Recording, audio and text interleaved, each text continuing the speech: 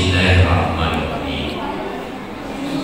Subhanalladzi asra bi'abdihi laylan minal masjidil haram ilal masjidil aqsa alladzi barakna hawlahu linuriyahu min ayatina innahu huwas samiul basir. Sadaqallah. Qala ayat Nabi sallallahu alaihi wasallam, awal ma yuhasabu alaihi al-abdu yawmal qiyamati as-shalah fa in shalla sa'iru amal fa in fasada sa'iru amal. Al-hadis. Bapak orang tua saya, Tuan IKM, dan seluruh pengurus masjid Indonesia yang saya hormati, saya muliakan, bapak-bapak, para ulama, para kiai, ustaz yang hadir pada malam ini, yang saya hormati, saya muliakan, Bapak Imam, saya hormati, saya muliakan, bapak-bapak, para tokoh agama, tokoh masyarakat, tokoh pendidik, tokoh pemuda yang hadir malam ini, yang saya hormati, saya muliakan, bapak-bapak ibu sekalian, sidang peringatan Isra Mi'raj yang saya hormati, dan insya Allah semoga kita senantiasa dirahmati, diberkahi oleh Allah Subhanahu wa Ta'ala. Pertama, intinya kita panjatkan syukur kehadirat Allah Subhanahu wa Ta'ala. Syukur itu Bapak Ibu sekalian, paling tidak untuk memenuhi bahwa kita hamba-hamba Allah yang bersyukur, ada 3 komponen yang terpenuhi. Yang pertama, syukur melalui ucapan. Kita alhamdulillah, itu bagian daripada syukur. Yang kedua, syukur melalui hati. Setelah lisan kita tadi mengucapkan alhamdulillah, segala puji bagi Allah, maka hati kita puas. Alhamdulillah umur saya tambah, hati kita puas. Alhamdulillah saya masih sehat, hati kita puas. Itu ya. Kemudian yang ketiga, rangkaian dari syukur setelah kita kalau kita bersyukur ditambahi sehat, maka manfaatkan sehat itu untuk menambah amal ibadah. Kalau kita bersyukur ditambahi umur, maka manfaatkan umur itu untuk beramal baik. Nabi berpesan dalam hadisnya, badirul bil a'malis sholihah, bersegera beramal soleh. Kenapa? Kata Rasulullah, akan datang nanti saatnya di mana orang paginya beriman, sore jadi kafir. Dan sebaliknya, sorenya beriman, pagi jadi kafir. Maka segeralah badirul bil a'malis sholihah, bersegera beramal soleh. Jadi kita usahakan banyak amal soleh, termasuk yang kita lakukan malam hari ini bagian dari amal soleh. Yang kedua, kita kirimkan salawat dan salam kepada junjungan kita baginda Nabi Muhammad sallallahu alaihi wasallam. Pada keluarga serta sahabat-sahabatnya. Bapak Ibu sekalian, mohon maaf, ketika saya pertama ditelepon Bapak pengawas, saya kaget karena pernah ketemunya dulu di acara takziah di keluarganya Bapak Haji Aziz. Saya kaget, begini Pak, mohon maaf, apa tidak salah alamat kalau saya harus datang ke masjidnya Bapak? Karena saya tahu bahwa di Campen banyak ulama, banyak kiai. Jadi jangan sampai saya dianggap nanti membuli. Tidak Pak. Jadi begini, saya insya Allah hadir, tapi bukan kapasitas sebagai penceramah, tapi saya hadir hanya bersilaturahmi. Silaturahmi sambil kemudian muzakarah. Muzakarah saling ingat mengingatkan. Ini kewajiban kita selaku muslim dimanapun kita berada. Malam hari ini Bapak Ibu sekalian, mohon maaf jika nanti materi kita ini tidak memuaskan atau materi saya tidak memuaskan. Mungkin kapasitas saya terbatas, tapi semangat saya datang adalah untuk silaturahmi dengan patokan sebuah hadis Nabi, man ahabba ayyub satalahu bi rizqihi wa yumsa'a fi asarihi falyasil rahim. Barang siapa mau diluaskan rezekinya, mau dipanjangkan umurnya, maka sambunglah silaturahmi. Saya berharap dua ini, jadi panjang umur, murah rezeki. Ya. Insya Allah. Kalau ilmunya saya bilang tadi sampaikan oleh Bapak pengantar tadi, Bapak Wahru ini saya sudah lama kenal Pak. Beliau itu luar biasa ya.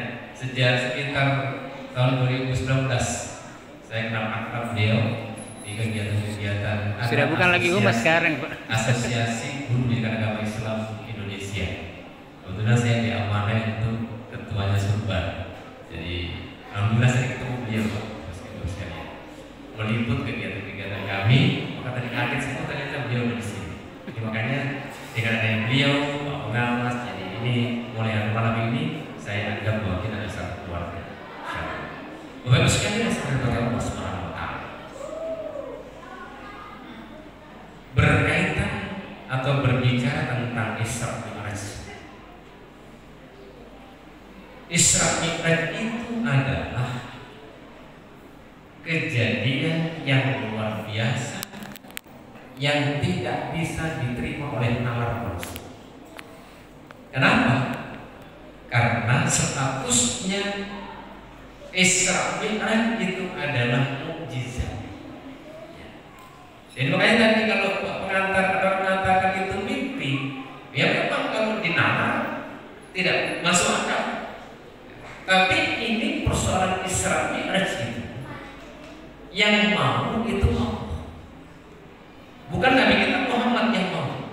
Kalau Nabi kita Muhammad SAW yang mau, tentu tidak akan terjadi. Tapi karena Allah yang mau, dalam waktu sekejap itu Rasulullah SAW sudah sampai Sidratul Muntaha. Ini yang pertama. Makanya karena tidak bisa terima nalar, pada saat Rasulullah SAW turun atau selesai melaksanakan Isra Mi'raj ini, kemudian beliau duduk. Beliau juga agak bingung menyampaikan kepada umatnya, kira-kira diterima atau tidak. Kalau saya sampaikan bahwa semalam saya diperjalankan oleh Allah SWT. Jadi bukan berjalan, tapi diperjalankan. Menjalankan. Jadi kalau sudah diperjalankan berarti itu kemauannya Allah. Kalau Allah mau, apa kira-kira yang mustahil? Oleh karena itu, ketika umat saat itu menerima berita ini, ya, yang pertama itu akhirnya ada 3 golongan dalam sejarah dalam riwayat.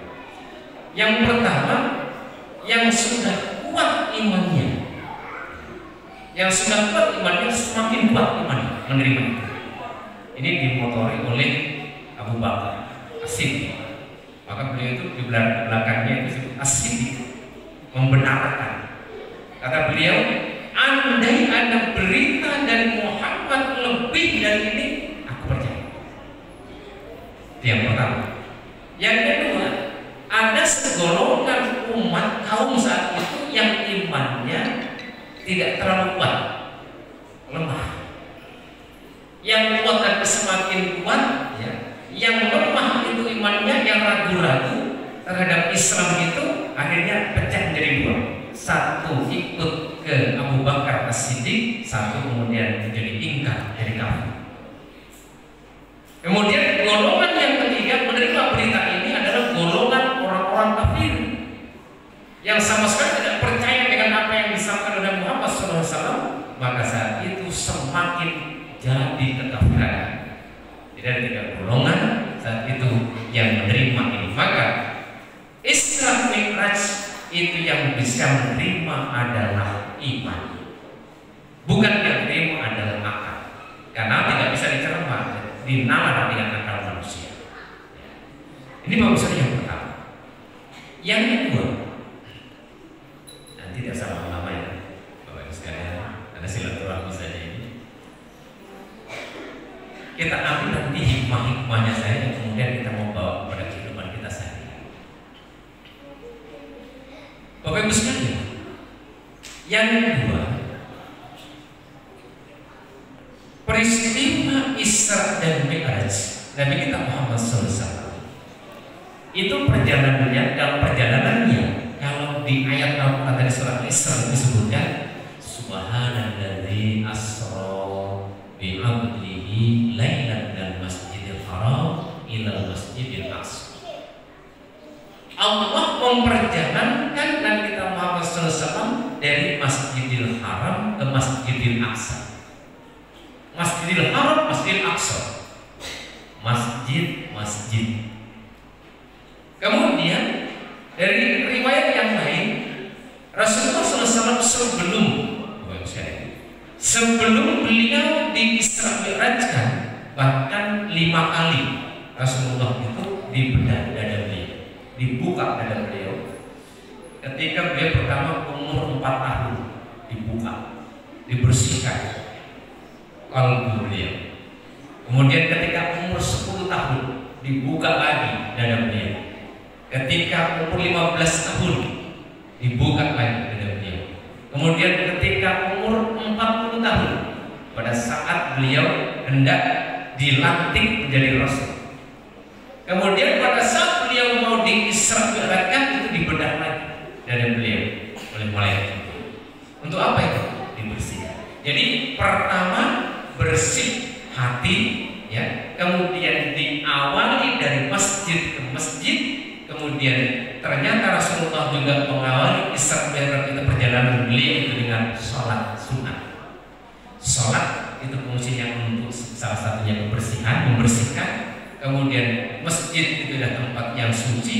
Kemudian hati selalu dibuka, dada dibuka, kemudian dibersihkan. Ini hikmah yang pertama yang bisa kita petik adalah mari kita ambil hikmahnya untuk memulai satu pekerjaan itu harus dimulai dengan hati yang bersih.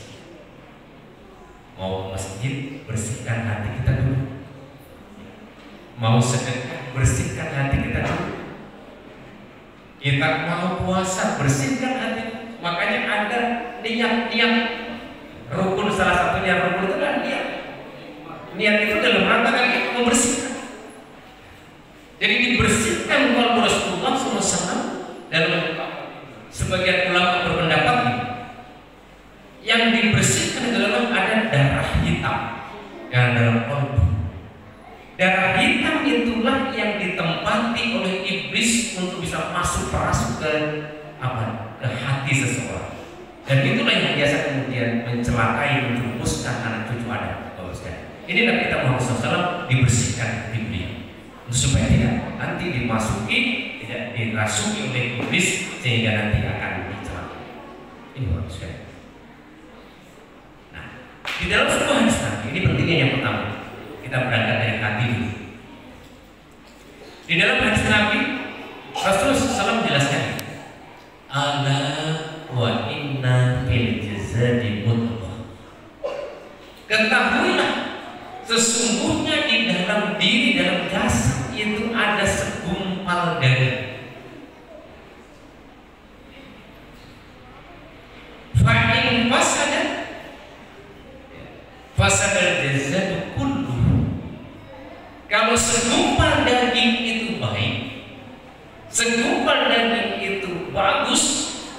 maka baik dan bagus seluruh tubuh kita, mulai ujung rambut sampai ujung kaki.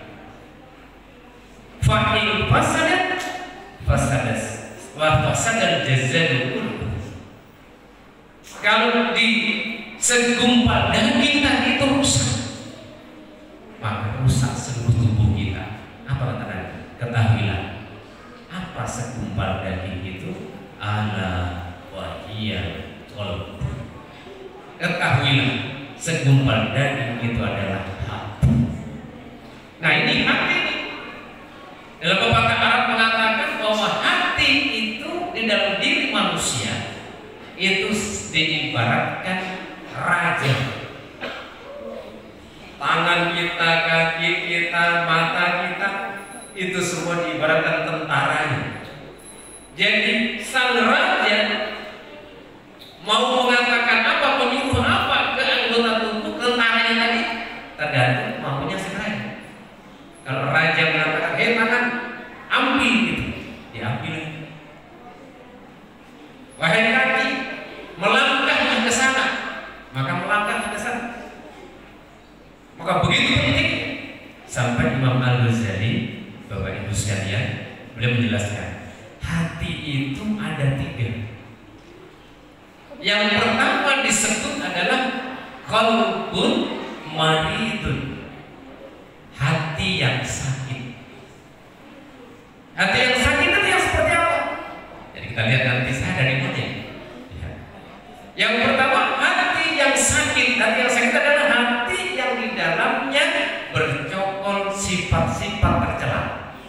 Di sana ada sombong, di sana ada angkuh, di sana ada iri, di sana ada dengki, di sana ada hasud.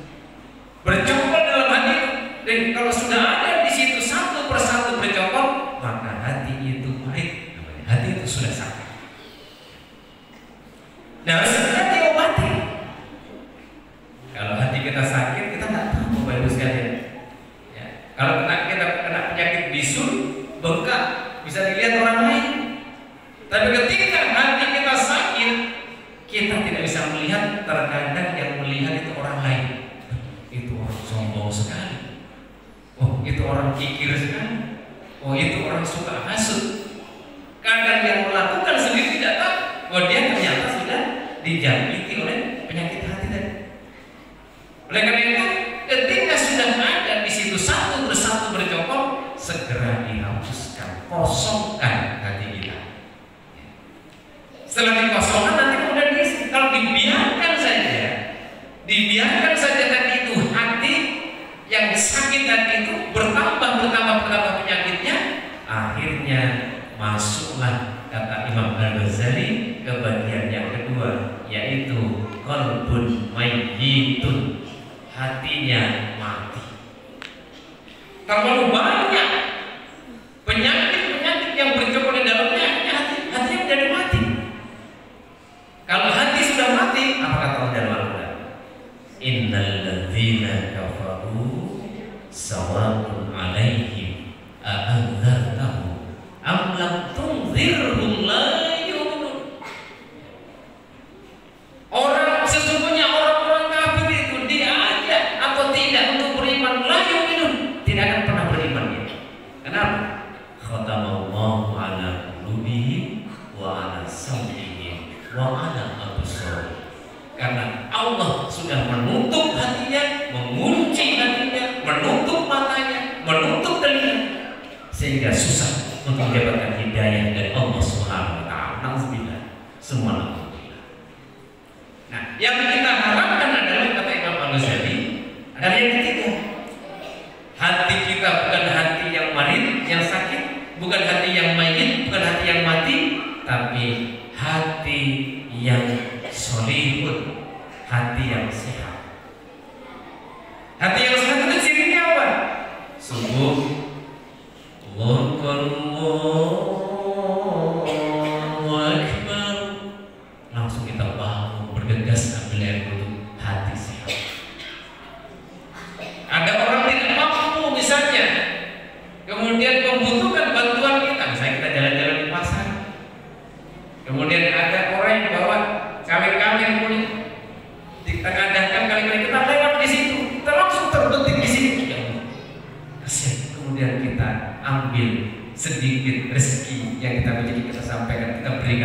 berarti qalbun sehat, hatinya yang sehat. Jadi selalu tergugah melakukan kebaikan.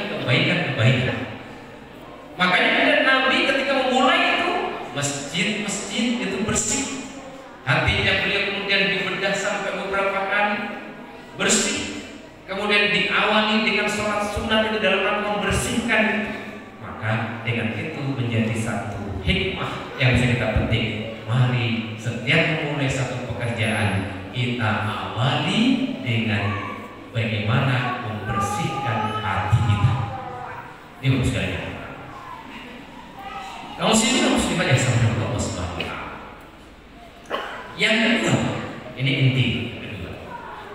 Perjalanan Rasulullah SAW Masjidil Haram, Masjidil Aqsa. Ini kan mendatar, ya. Mendatar. Ini perjalanan yang bersifat horizontal, perjalanan yang mendatar. Kalau Allah mau, apa susahnya waktu langsung dari Masjidil Haram langsung ke Sidratul Muntaha? Apa susahnya? Tapi ternyata Masjidil Haram, Masjidil Aqsa adalah perjalanan mendatar. Itu artinya bahwa kita hamba-hamba Allah ini perlu menjalin hubungan kepada sesama mendatar. Yang kedua kemudian dari Masjidil Aqsa ke Sidratul Muntaha itu adalah perjalanan yang bersifat vertikal dari bawah ke atas. Ini apa artinya? Hubungan dari bawah ke atas adalah kita ini yang di bawah adalah hamba-hamba Allah, yang di atas itu adalah Allah yang pencipta. Berarti kalau kita mau sempurna kehidupan kita, selamat kehidupan kita, Allah tegaskan dalam Al-Quran, duribat alaihimul zillatu aynama suqifu illa bihablin minallah wa hablin minannas. Ini akan ditimpa manusia kesengsaraan atau dalam di mana saja mereka berada, kecuali kalau dia mampu menjalankan hubungan vertikal kepada Allah, kemudian hubungan horizontal pada sesama manusia. Mana hubungan vertikalnya itu? Misalnya digambarkan oleh Allah. Nabi dipanggil oleh Allah Subhanahu wa Ta'ala. Dipanggil oleh Allah Subhanahu wa Ta'ala.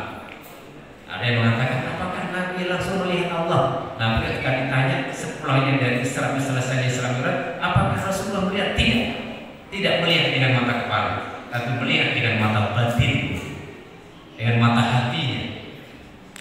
Jadi karena ini sehingga disebutkan itu Rasulullah itu Isra Mi'raj itu selain jasadnya juga rohnya terjadi di lahir Rasulullah SAW.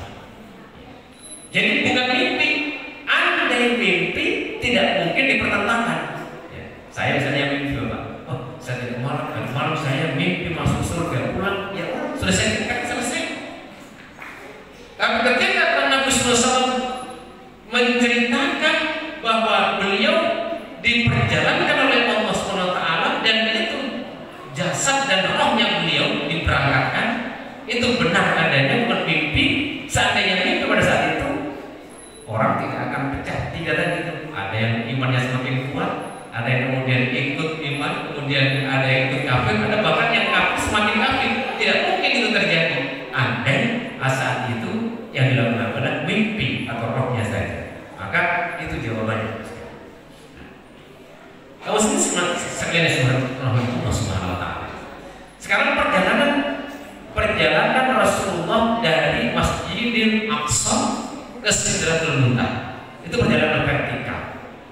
Nabi ketika mau dialog dengan Allah Subhanahu wa Ta'ala dipanggil langsung oleh Allah Subhanahu wa Ta'ala menerima perintah sholat itu.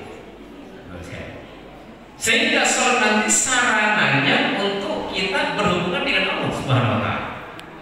Bapak Ibu sekalian, kita umatnya tidak langsung dipanggil oleh Allah Subhanahu wa Ta'ala, akan tetapi kita diberikan sarana untuk bisa berdialog kepada Allah melalui apa? Melalui sholat. Jika sebutkan as-sholatu mi'rajul mu'min. Sholat itu adalah mi'rajnya orang mukmin. Ya kita sholat itu kita sebenarnya dialog dengan Allah. Kita diam dengan Allah SWT. Sehingga begitu pentingnya ini sholat, perintahnya langsung diterima oleh Nabi SAW menghadap Allah SWT. Zakat hanya melalui wahyu, haji melalui wahyu, puasa melalui wahyu, sholat langsung diterima oleh Nabi SAW berhadapan langsung dengan Allah SWT. Nah, apa hikmahnya ini? Hikmahnya adalah betapa pentingnya itu sholat. Sholat yang kita kerjakan semalam itu, Nabi menyatakan as-sholatu imaduddin. Sholat itu adalah tiang agama. Faman aqamah barang siapa melaksanakan mendirikan sholat, berarti dia telah menegakkan agama. Faman tarokah faqad hadama din. Barang siapa yang meninggalkan sholat, berarti dia telah merusak atau merobohkan agama. Itu yang pertama, pentingnya sholat. Yang kedua, apa pentingnya sholat itu? Yang kedua, sholat yang kita kerjakan itu, ada yang sudah menyatakan orang yang 5 kali sehari semalam melaksanakan sholat, ibarat di depan rumahnya itu ada mengalir sungai mengalir depan rumahnya. Kemudian orang itu mandi sehari 5 kali. Tapi bertanya, apakah kira-kira tidak bersih kalau orang mandi sehari 5 kali? Pasti bersih. Apa artinya? Bahwa sholat kalau begitu fungsinya adalah sebagai pembersih. Isya, subuh pasti kita ada salah. Subuh, zuhur pasti kita ada salah. Zuhur, asar pasti ada salah. Karena tidak ada jaminan bahwa kita ini orang yang bersih terus. Sampai Nabi menyatakan kullu bani Adam khata'un. Tiap-tiap anak cucu Adam pasti pernah bersalah, pasti pernah berdosa. Wa khairul khata'i at-tawwabun. Dan sebaik-baik orang yang pernah bersalah adalah yang segera mohon ampun kepada Allah. Kita diberikan sarana sholat sebagai pembersih, Bapak Ibu sekalian. Berikutnya Bapak Ibu sekalian, sahabat Allah SWT, apa pentingnya sholat ini? Sholat yang kita kerjakan sehari 5 kali dalam sehari semalam itu. Yang ketiga adalah tadi disebutkan oleh orang kita, innas sholata tanha anil fahsya wal munkar. Sholat yang dikerjakan dengan betul sesuai syarat rukunnya, khusyuk dan khudunya, maka itu bisa mencegah perbuatan keji dan mungkar. Coba, sholat bisa mencegah perbuatan keji dan mungkar. Jadi kalau ada orang sholat belum bisa meninggalkan yang keji dan yang mungkar, berarti sholatnya masih perlu ditingkatkan, masih perlu dievaluasi. Bapak Ibu sekalian, ada biasa orang sholat tapi bicaranya masih kotor. Ada orang sholat biasa perilakunya masih tidak menggambarkan seperti orang sholat, berarti perlu dievaluasi sholat. Kenapa? Berarti sholatnya tadi dilihat bagaimana rukunnya, bagaimana tumakninahnya. Kadang-kadang kita tumakninahnya itu walaupun hanya persoalan kecil, tumakninah itu padahal termasuk hal yang sangat penting sekali dalam kaitannya diterima dan tidaknya amal kita sholat. Tumakninah, apalagi kalau ketika sholat berjamaah kita perlu hati-hati Bapak sekalian. Sholat berjamaah yang perlu kita hati-hati, jangan sampai kita mendahului imam. Ada ketentuannya, kriteria bagaimana kita sholat berjamaah yang benar. Jangan kita mendahului imam, kemudian kita dilihat bagaimana imam sudah lebih duluan daripada kita. Tidak boleh kita membersamai atau bersamaan, tetap harus imam lebih duluan. Imam sudah takbiratul ihram, kemudian kita baru mulai kan. Tidak boleh imam kemudian angkat dua tangan, ya, karena kita mampu. Ada ketentuan-ketentuan seperti itu. Jadi yang ketiga, sholat itu sebagai pencegah perbuatan keji dan mungkar. Selanjutnya Bapak sekalian, sholat lagi. Pentingnya sholat Salat itu kata Nabi, as-salatu kullu miftahul khair. Salat itu adalah pembuka dari segala macam kebaikan yang kita lakukan. Masya Allah. Dalam satu riwayat nanti di yaumul akhir itu semua amal ibadah kita itu masuk di peti kaca. Bagus sekali. Maka dihadapkan roh kita itu kepada Allah, oleh Allah kepada apa? Oleh malaikat kepada Allah. Begitu dihadapkan Allah, yang kita baca di surah Al-A'raf ayat 172. Kata Allah di depan kita, ya, roh kita ini. Alastu bi rabbikum. Hei roh, apakah aku ini Tuhan? Allah bertanya seperti itu kepada kita semua, roh kita. Kemudian kita jawab, qalu bala syahid an taqulu yaumal qiyamah inna kunna an hadza ghafil. Betul ya Allah, Engkau adalah Tuhan saya. Nah, di situ kita bersumpah. Jadi sebelum lahir kita sudah bersumpah kepada Allah SWT, bersumpah berikrar bahwa Tuhan saya, sesembahan saya adalah Allah. Karena kita sudah bersumpah kemudian dimasukkan ke rahim ibu, begitu lahir sumpah kita tadi kemudian dilanjutkan oleh orang tua kita, diazanlah kita di telinga kanan, diiqamat kita di telinga kiri untuk melanjutkan dari sumpah itu supaya kita tambah ingat sumpah. Begitu kita usai usia balik, maka kenalah kita kewajiban. Apa kewajibannya? Wujudkan sumpahmu itu dengan apa? Dengan melaksanakan mendirikan sholat 5 kali sehari semalam. Jadi sholat yang kita kerjakan adalah bentuk sumpah kita. Karena bentuk sumpah kita, Sayyidina Ali radhiyallahu anhu dalam riwayat yang sekalian, saya kita baca dalam kitab Turatul Nasihin. Beliau katakan, ketika saya mulai takbiratul ihram, angkat tangan, itu bergetar semua badan beliau, bergetar, gembotak, keringat dingin keluar. Kenapa? Sahabat Nabi bertanya, wahai Ali, kenapa ketika engkau mau melakukan sholat sampai gemetar, bergetar seperti itu? Ini adalah amanah. Sholat ini amanah. Sholat ini adalah bentuk sumpah saya kepada Allah. Sanggupkah saya menjalankan amanah ini dengan baik? Sampai bergetar, bahkan sampai berjuta keringat Sayyidina Ali ketika tidak melaksanakan sholat. Takut kalau kemudian sholatnya tidak sampai kepada Allah Subhanahu Wa Taala. Ini pelajaran. Sekalian, bagaimana kita berupaya untuk mengkhusyukkan sholat kita yang sebaik-baik. Yang kemudian yang berikutnya, apa pentingnya sholat? Di Muqaddimah tadi saya bacakan sebuah hadis Nabi SAW. Ketika saya baca biasanya saya merinding. Kenapa? Takut jangan sampai nanti sholat kita ini tidak sampai pada Allah. Awwalu ma yuhasab alaihi abdu yaumul qiyamah. Yang pertama-tama nanti dihitung dari seorang hamba di hari kemudian itu adalah amal sholatnya.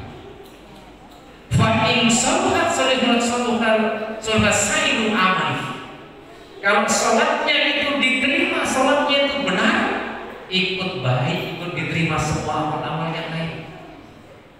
Fa in fasadat sairu amali. Kalau sholatnya ditolak, sholatnya rusak, tidak sampai kepada Allah, maka ikut tertolak semua amal-amal yang lainnya.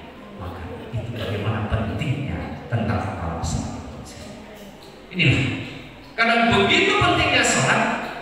Pada waktu Rasulullah SAW diisrakan, beliau melihat ada sekumpulan orang, segolongan orang dilihat oleh Rasulullah SAW, ambil palu-palu, kemudian dipukuli kepalanya sendiri, pukuli kepalanya sampai hancur bersimbah darah, pulih lagi, hancur bersimbah darah, pulih lagi, begitu terus. Kemudian Rasulullah SAW bertanya kepada Jibril, akhirnya ya Jibril, wahai Jibril, kabarkan kepada saya, beritahu saya siapa mereka ini, kenapa dia melakukan seperti itu, kenapa dia pukul sendiri kepalanya, hancur berdarah-darah, kemudian pulih lagi, begitu terus-terusnya. Siapa mereka ini? kemudian menjawab, ya Muhammad, itu adalah tamsil, itu adalah perumpamaan contoh dari umatmu nanti yang suka melalaikan sholat. Jadi kita sendiri yang menyiksa diri kita karena kita sudah memakan sumpah kita. Kita sudah bersumpah, kita tidak jalankan sumpah kita palu-palu sendiri kepala kita. Ini melalaikan sholat, menggampang-gampangkan sholat, bukan meninggalkan sholat. Siksanya seperti itu. Disebutkan dalam Al-Quran itu, siapa pendusta-pendusta agama? Fawailun lil musallin, orang yang suka melalaikan sholat. Yang melalaikan sholat itu bukan meninggalkan sholat, tapi yang suka menggampang-gampangkan sholat. Sholat zuhur ada waktunya, tapi diundur lagi, menggampangkan sholat. Sholat asar ditentukan waktunya, diundur lagi, berarti menggampangkan sholat. Innas sholata kanat alal mu'minina kitaban mawquta. Gitu ya, Ustaz. Sesungguhnya sholat itu adalah kewajiban bagi seorang mukmin dan sudah tentukan waktunya. Ada waktunya. Maka yang tepat supaya waktu sholat kita tepat, maka yang paling pas itu adalah kalau kita laksanakan sholat secara berjamaah di masjid. Insya Allah tidak akan meleset waktunya. Dengan sholat di sholat berjamaah ini, saya ada satu riwayat juga. Ada satu riwayat, ada seorang tua. Ini cerita di riwayat itu. Setiap hari rajin sholat berjamaah. Setiap subuh rajin sholat. Padahal sudah tua. Kadang-kadang pakai tongkat. Suatu hari terjadi hujan, musim hujan seperti sekarang ini. Rumahnya itu, dari masjid ke rumahnya itu lewat gang sempit. Terus begitu melewati gang sempit itu, ketika musim hujan itu licin. Tiba-tiba orang itu terpleset, orang tua itu. Begitu terpleset, langsung ada yang menangkap, ditangkap, kemudian tidak jadi jatuh. Kemudian jadi kemudian lanjutkan ke masjid. Dan bertanya, siapa yang menolong ini? Penyakit sudah ditolong, sudah datang masjid sama-sama. Beberapa hari kemudian begitu lagi musim hujan. Dia terpleset lagi di sini, di gang sempit tadi. Maka kemudian tiba-tiba ditolong lagi, ada secepat kilat kemudian ada orang menolong, tidak jadi lagi jatuh. Sampai kemudian yang ketiga kalinya, Bapak Ibu sekalian, dalam riwayat. Terus ditanya yang terakhir, wahai Tuhan, Anda ini siapa? Sudah ketiga kalinya ini saya ditolong. Kenapa? Siapa sesungguhnya Anda? Wahai Tuhan, wahai Bapak, ketahuilah saya ini iblis. Ternyata yang dulu ini iblis. Saya ini iblis. Iblis, bukankah engkau selalu mencelakai manusia? Kenapa engkau tolong aku? Aku tolong supaya engkau tidak terjatuh. Sebab andai jatuh yang pertama itu terjadi, misalnya Anda atau Bapak jatuh, maka jatuhnya karena mau pergi ke masjid itu, maka dosa-dosa akan diampuni oleh Allah SWT. Aku tidak mau itu terjadi. Itu dosa.